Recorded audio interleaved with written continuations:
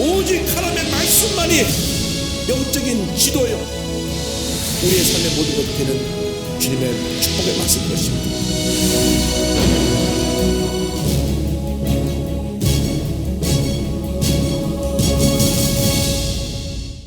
오늘 절대 긍정의 신앙에 대해서 말씀을 함께 나누기 원합니다. 우리 기독교 신앙은 절대 긍정의 신앙입니다. 기독교 신앙에 0.00001%의 부정적인 모습이 없습니다. 절대 긍정입니다. 그 출발점이 십자가입니다. 십자가는 원래 죄인들의 형틀입니다. 그 죄인들의 형틀이 예수님이 달려 죽으심으로 말미암아 우리에겐 위대한 축복과 승리의 은혜의 십자가로 바뀌게 된 것입니다. 예수님께서 십자가에서 우리의 죄, 가난과 저주, 질병과 죽음, 모든 부정적인 것을 다 끌어안고 십자가에서 피 흘려 죽으셔서 예수님의 죽으심으로 말미암아 죄와 가난과 저주와 질병과 사망이 십자가에서 함께 심판을 받고 예수님이 부활하심으로 말미암아 누구든지 예수를 믿기만 하면 죄에서 자연받고 가난과 저주에서 노예남을 받고 육신의 질병에서 노예남 받고 하나님의 은혜와 축복을 누릴 수 있는 그러한 귀한 하나님의 자녀가 된 것입니다. 예수님의 십자가에 모든 답이 있습니다. 십자가 안에 절망이 없습니다. 그래서 우리의 신앙은 절대 긍정으로부터 출발합니다. 인간이 만든 사형 틀에서 저주와 절망의 자리에서 예수님이 완전한 희망, 축복, 영생을 선물로 주신 것입니다. 그래서 우리가 예수를 믿고 십자가를 붙들기만 하면 하나님을 사랑하는 자에게 모든 것이 참여가 선을 이루는 축복이 임하게 되는 것입니다. 그래서 예수님을 믿는 우리들은 예수 믿고 나서 절대 긍정의 신앙으로 무정해서 영혼이 잘 되고 범사가 되고 강건하게 되는 은혜가 차고 넘쳐나야 될 줄로 믿습니다. 이 절대 긍정의 의미가 뭐냐? 절대 긍정이 도대체 무슨 뜻이냐? 이 절대 긍정의 의미는 믿음과 연결되어 있어요. 믿음. 절대 긍정이라는 것은 하나님을 절대적인 주권자로 인정하면서 하나님에 대해서 전적으로 옳다고 생각하는 그것이 바로 절대 긍정입니다. 여러분, 사람은 완전하지가 못합니다. 늘 자기 생각에 따라 사람이 변합니다. 정치하는 분들 보면 하루아침에 당을 바꿉니다. 자기에게 유익이 되기 위해서 죽도록 충성하겠습니다 해놓고 죽지도 않았는데 벌써 절로 갔어요. 몇 번 죽는지 모르겠어요.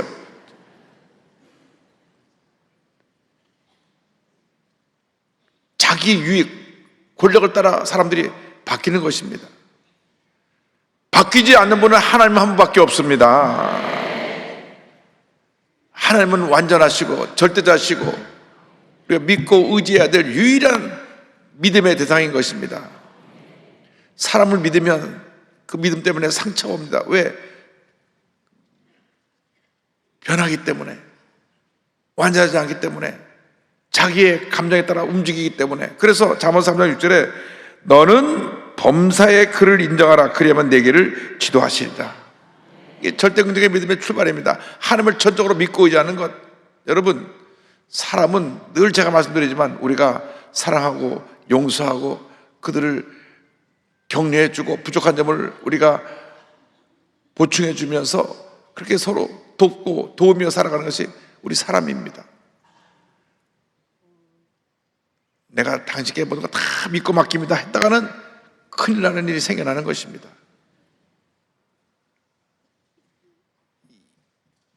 하나님만이 절대자가 되시고 하나님만이 모든 것이 오르시기 때문에 하나님을 전적으로 믿는 믿음에서 우리가 출발하는 것이 절대 긍정입니다. 이 절대 긍정의 신앙은 이상 모든 일이 하나님의 가운데 다 아름답게 잘 될 것이라고 믿는 것이 절대 긍정입니다. 그래서 로마서 8장 28절 우리가 동역한 말씀이 오늘 바로 그 말씀입니다. 다시 한번 이 말씀을 봉독합니다. 우리가 알거니와 하나님을 사랑하는 자 곧 그의 뜻으로 부르심을 입은 자들에게는 모든 것이 합력하여 선을 이루느니라. 그래서 우리가 예수 믿고 나서 갑자기 부정적이었던 내 옛사람을 긍정의 신앙으로 뜯어 고쳐야 됩니다. 생각이 부정적이니까 말하는 것도 부정적이고 행동하는 것도 부정적이고 모든 것이 부정적입니다. 부정적인 생각은 나를 부정적으로 만들어요. 긍정적인 생각은 나를 긍정적으로 만드는데 그것을 바꾸는 책임은 나한테 있어요. 나한테 있어요. 바꾸는 책임은 나한테 있어요. 그래서 긍정의 마인드를 갖고 나면 영혼이 잘 되고 범사가 잘 강건하게 되는데 이 긍정의 마인드는 하나님에 대한 무조건적인 신뢰와 순종이 있습니다. 어떤 경우에도 하나님의 신실함을 믿고 의지하고 나오고 하나님만 믿습니다. 하나님만 의지합니다. 하나님 뜻에 절대적으로 순종합니다. 이것이 긍정적인 사람들의 모습인 것입니다. 왜 아브라함이 복을 받았냐? 아브라함이 순종하는 사람이었기 때문에 복을 받아서 순종. 나이가 75세가 돼서 이제는 고향에서 나이가 들었으니까 편안하게 여생을 보내고 내가 임종을 맞아야 되겠다 할 그때에 하나님이 부르십니다. 부르세요. 창세기 12장에 이렇게 보면 1절로 3절의 말씀이 나옵니다. 야훼께서 아브라함에게 이르시되 너는 너의 고향과 친척과 아버지의 집을 떠나 내가 내게 보여줄 땅으로 가라. 내가 너로 큰 민족을 이루고 내게 복을 주어 내 이름을 창대하게 하리니 너는 복이 될지라. 너를 축복하는 자에게는 내가 복을 내리고 너를 저주하는 자에게는 내가 저주하리니 땅의 모든 족속이 너로 말미암아 복을 얻을 것이라 하신지라. 그런데 주님이 하나님께서 아브라함의 75세 된 할아버님에게 나타나서 말씀하시기를 너 지금까지 75년 동안 살고 있던데 고향을 떠나라. 떠나는데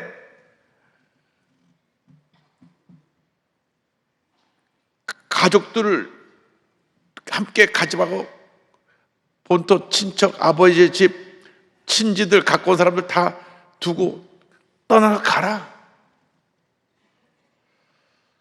어이구 75세가 됐는데 아이고 내가 지금 나이가 들어서 허리가 구부러지는데요 이럴 수 있는데 아브라함은 아멘 하고 순종해서 갈 바를 알지 못했다 그랬어요. 어디를 갈지 몰라 하나님이 내가 내게 지시할 땅으로 가라. 그리고 가서 그가 100세 때 아들을 얻게 되는데 말씀 따라갔지만 온전한 순종을 하지 못하고 이 조카 롯을 데리고 가는 다음에 이 골칫덩어리 때문에 여러분 주변에 이 골치 아픈 사람이 있으면 두고두고 발목 잡혀요. 이 녀석 때문에 가갖고 그 목자들끼리 싸워가고 또 서로 나눠서 서로 갈라서야 되고 그런데 또 믿음이 없고 하나님을 바라보는 긍정적인 그러한 신앙의 자세가 없었기 때문에 인간으로 볼 때 어디가 좋냐? 소돔과 고모라라고 하는 죄악의 도성으로 가갖고 와서 완전히 망해가지고 모든 재산 다 날리고 겨우 자기하고 부인 딸들 데리고 그냥 허겁지겁 나오다가 부인은 아이고 꺼럭꺼럭 돌아보다가 그냥 소금기둥이 돼버리고 딸들만 데리고 나왔어요. 그 모든 재산 다 잃어버리고요. 그러니까 이 조카 롯은 데리고 가는 게 아니에요. 데리고 가는 게 아닌데 이 데리고 가가지고 이렇게 골정을 아프게 됐는데 그럼에도 불구하고 아브라함의 그 신뢰와 믿음 하나님은 그 사람이 부족한 점 갖고 책망하는 게 아니라 그 사람이 하나님을 사랑하는 그 모습을 보고 쓰시는 거예요. 아이를 주시겠다는 말씀을 전적으로 믿었어요. 믿었기 때문에 하나님은 그 믿음을 의로 여기셨다. 창세기 15장 6절에 보니까 하나님이 아브라함이 야훼를 믿으니 야훼께서 이를 그의 의로 여기시고 하나님이 우리에게 보시는 뭐냐? 우리의 믿음, 하나님을 향한 사랑. 내가 허물 많고 부족하고 성질도 못됐고 급하고 그런데도 하나님을 사랑하는 그 믿음. 내 마음을 속을 들여다보니 내가 진정 나를 사랑하는구나. 그래서 내가 널 사랑한다. 그래서 내가 널 통해서 하나님의 놀라운 일을 이루겠다. 하나님은 사랑의 하나님이시기 때문에 우리를 늘 사랑의 눈으로 보시고 우리를 통하여 우리의 좋은 점을 더 발전시켜서 위대한 하나님의 사람으로 사용하시고 하나님의 역사를 이루게 만들어 주는 것입니다. 마귀는 어두운 것만 보고요, 하나님 밝은 것만 보시니까 우리가 하나님 편에 서 있으면 우리 인생이 밝아지는 것입니다. 그런데 하나님 앞에서 우리가 더 완전하게 쓰임받기 위해서 하나님 연단을 시키시는데, 하나님 100세 때 아들 이삭을 주셨더니만 아브라함이 눈만 뜨면 이삭아 아이 100세 때 아들을 낳아봐요. 이게 기가 막히잖아요. 100세 때 아들 낳아보시라고. 낳아보지 않은 사람 몰라요. 저도 안 낳아봤지만.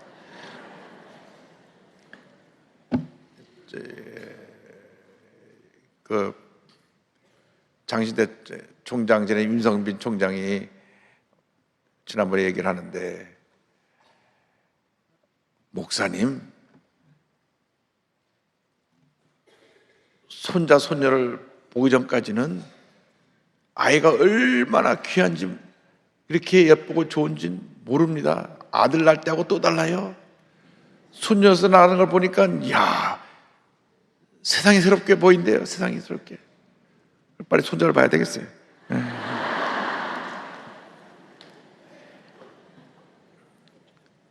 그만큼 자식에 주시는 축복이 있는데, 내 성경에 보니까 100세 때 낳으니까 얼마나 귀합니까? 100세 눈만 뜨면 이삭아 찾으니까 하나님이 정말 이 이삭을 나와 비교해 볼 때 더 사랑하는가 사랑하지 않는가 테스트를 해보기를 원하셨어요. 그래서 100세 때 낳은 아들 이삭을 갖다가 모래 땅에 있는 한 산에 가서 번제로 박쳐라. 번제로 박힌다는 것은 이 각을 뜬다는데 팔과 다리를 다 잘라내서 몸뚱아리만 하나님 앞에 번제로 불로 태워 드리는 거예요. 그러니까 죽여야 돼요.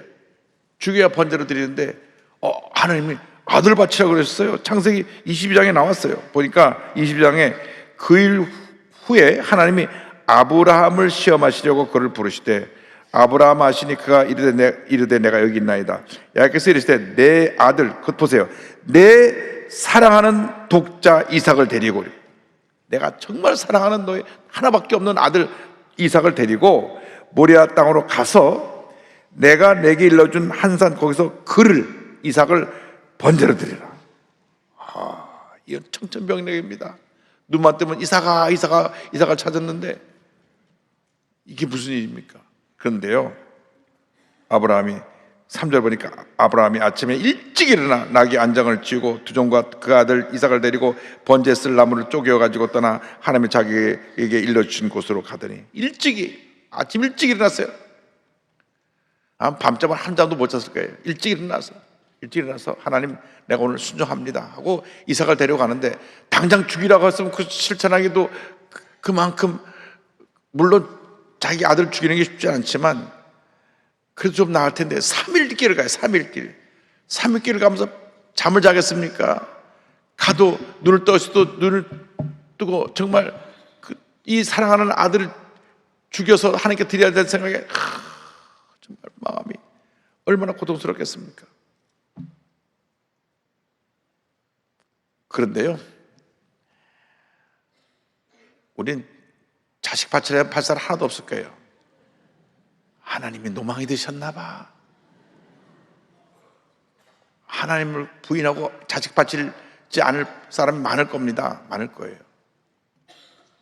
누구나 자기에게 이런 일이라고 하면 망설 겁니다. 아니, 자식이 아니더라도, 100세 때 낳은 자식이 아니더라도 너 지금 살고 있는 집을 하나님께 바쳐라. 에이, 왜 예수 믿어도 곱게 믿지 그렇게 믿으라 그러세요? 따질 거예요. 왜? 내 집이 어떤 때면 내 생명처럼 귀하다고 느끼는 분들이 있을 테니까.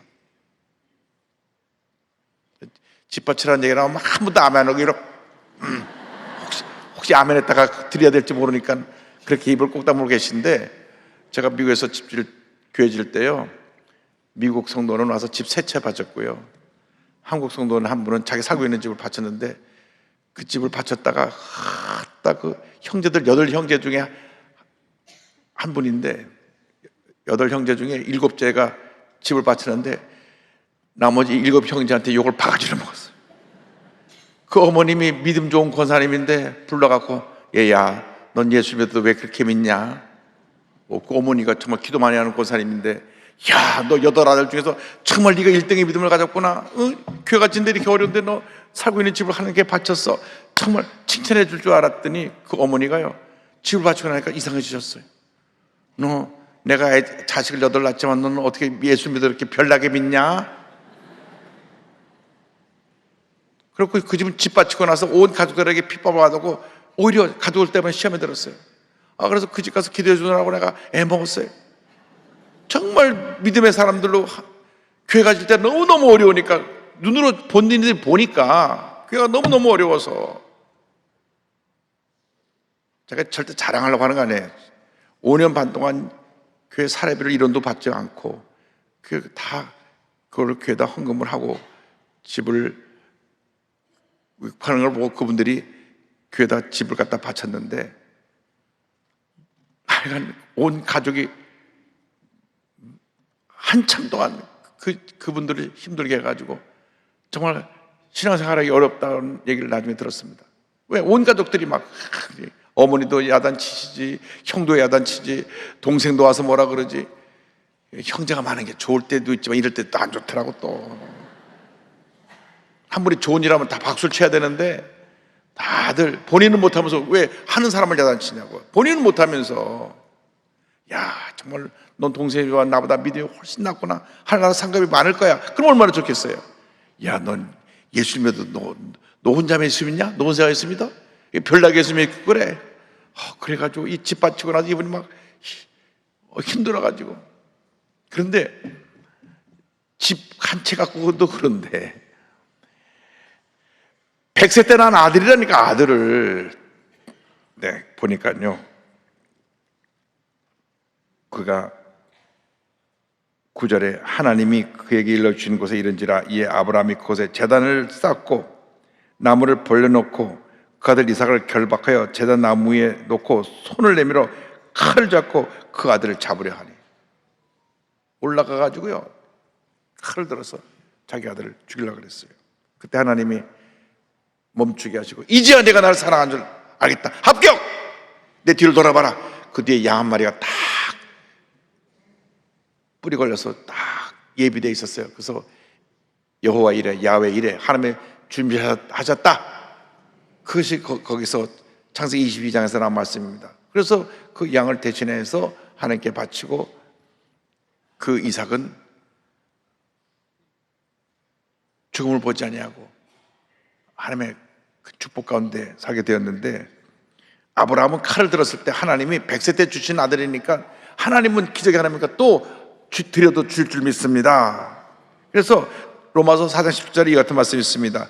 기록된 바 내가 너를 많은 민족의 조상으로 세웠다 하신 것 같으니 그가 믿은 바 하나님은 죽은 자를 살리시며 없는 것을 있는 것으로 부르시는 이시니라. 할렐루야. 하나님께 영광 돌립니다.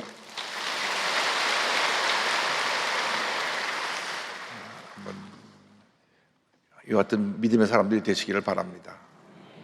정말 그 주변에 힘들고 어려운 분이 있을 때 사랑을 실천할 수 있는 게 믿음입니다. 여러분, 요즘 경제가 너무 어려워요. 온 곳에 들려온 얘기가 어렵다는 얘기입니다. 근데 이때는 우리 믿는 사람들이 앞장서 도와야 됩니다. 구역 식구 중에 어려움이 있는 분 있으면 구역 식구들끼리 같이 힘을 모아서 도와줘야 됩니다. 그 집 요즘 가게도 문 닫고 놀고 있대. 그러면 새로 직장을 얻든지 가게를 할 때까지 그 집에 쌀이 떨어지지 않게 쌀도 갖다 주고 라면도 갖다 주고, 우리 한국 라면 최고예요, 최고. 갖다 주고, 그것이 뭐 내 생활이 어려울 정도로 힘들게 도와주는 게 아니에요. 집에는 쌀 한 절반 덜어 갖다 주고, 집에 뭐 음식 싸놓으면 날짜 지나서 버리게 되는 경우도 있는데 가서 라면도 갖다 주고, 우리 예수 믿는 사람들이 본을 보입시다. 솔선해서 모든 교구, 모든 구역에서 어려운 사람 도와주기. 우리 교회 식구뿐 아니라 교회를 안 다니는 분이라고 할지라도 정말 어렵다고 하는 분들을 우리가 도와줘야 돼요. 그 동네에 저분은 먹을 것이 없어 굶는데 하면 도와줘야 돼요. 꼭 교인들만 도와주면 우리들끼리 너희들끼리 먹고 너희들끼리 잘 살아라 그거 아니고요. 우리 주변에 어려운 사람도 도와줘야 돼요. 동네 혹시 독거노인 있는지 소년소녀 가정이 있는지 살펴봐야 돼요. 도와줘야 돼요. 그래야 이 나라가 행복한 나라가 되는 것입니다. 그래서 그리스도인들은 절대 긍정의 신앙을 무장해서 모든 어려움을 이기고 승리해야 되는 것입니다. 요한일서 5장 4절은 말씀합니다. 무릇 하나님께로부터 난 자마다 세상을 이기느니라. 세상을 이기는 승리는 이것이니 우리의 믿음이니라. 그래서 우리가 절대 긍정의 믿음을 갖고 이제 살아오는 성경이 되는데, 이 절대 긍정의 근거가 뭐냐? 우리 지금까지 설명한 내용대로 근거는 하나님을 믿는 믿음입니다. 하나님을 믿는 믿음. 하나님을 믿는 믿음. 우리가 믿는 하나님 어떤 분이냐? 사랑의 하나님. 할렐루야. 요한일서 4장 9절입니다. 하나님의 사랑이 우리에게 이렇게 나타낸 바 되었으니 하나님이 자기의 독생자를 세상에 보내시면 그로 말미암아 우리를 살리려 하심이라. 4장 16절입니다. 하나님이 우리를 사랑하신 사랑을 우리가 알고 믿었노니 하나님은 사랑이시라. 사랑 안에 거하는 자는 하나님 안에 거하고 하나님도 그 안에 거하시느니라. 여러분 믿는 하나님은 사랑의 하나님이십니다. 용서의 하나님이십니다. 치료의 하나님이십니다. 화요일날 새벽 예배를 드리는데 용서에 대해서 내내 말씀을 목사님이 선포하시는데 제가 아멘 아멘 했어요. 우리 기독교들이 가장 부족하고 연약한 부분이 사랑하면서 용서하지 못하는 것. 늘 하나님을 사랑합니다, 이웃사랑을 내 몸처럼 합니다 하면서 제일 하지 못하는 게 사랑하는 것과 용서하는 것 잘 하지 못합니다. 나에게 상처 입힌 사람은 절대로 용서 못해요. 그것도 그냥 절대로 내가 절대로 용서 못해. 내 눈에 흙이 들어와도 용서 못하는데, 흙이 들어오면 죽은 건데. 여러분, 그리스도인의 사랑은 하나님의 용서를 기반으로 한 것입니다. 그 용서가 없이 우리가 어떻게 하나님의 사람이라고 할 수 있습니까? 절대로 용서 못한대요. 절대로 용서 못한대. 그러니까 용서를 못하는 동안 내 마음에 응어를 안고 사는 거예요. 내가 스스로. 예수 믿는 사람은 한평생 살아가는 동안에 하나님을 사랑하고 이웃을 사랑하고 상처 입고 병들고 문제된 사람을 사랑하고 또 용서하며 살아갈 때 하나님의 은혜가 임합니다. 예수님은 자기를 십자가에 못 박는 사람들을 용서하면서 돌아가셨습니다.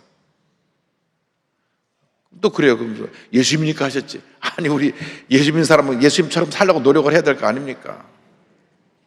그래서 우리 인생 살아가는 동안 정말 하나님 보시기에 부끄럽지 않게 하나님 앞에 영광을 돌리며 이웃사랑을 실천하며 살아가는 우리 모두가 되기를 간절히 소원합니다.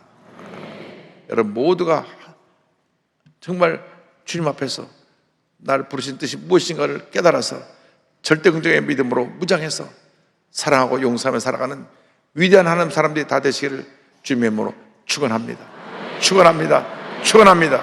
기도하겠습니다.